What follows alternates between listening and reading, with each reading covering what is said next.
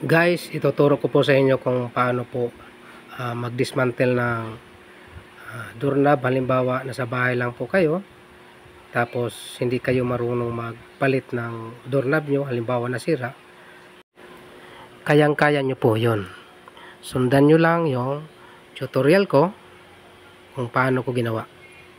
Dalawang klase po kasi yung pinakita ko na doorknob, kung paano siya buksan. Yan. Pag ganyan yung doorknob nyo, ganyan yung gayahin nyo. Ayan. Ganun lang kasimple. Pag halimbawa, ganyan yung doorknob nyo. Yun. Ito naman po yung isa. Mayroon po yung pinakalock. May butas po yan na maliit. Yan. Susundutin nyo lang. Yan. Ayan po, yan po. Yan. Yan nyo po susundutin para umatras po yung pinakalock nya. Yun.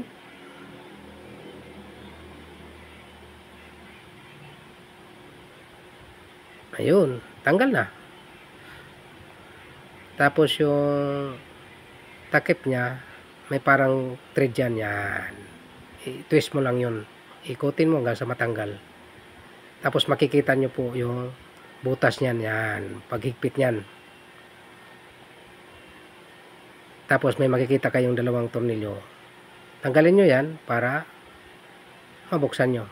Yun. Yan guys. Ganyan lang guys. Ang gayahin nyo. Halimbawa ganyan po yung doorknob nyo. Simple lang po. Para hindi na po kayo gumastos para magbayad pa po sa iba. Para magpakabit po ng doorknob nyo.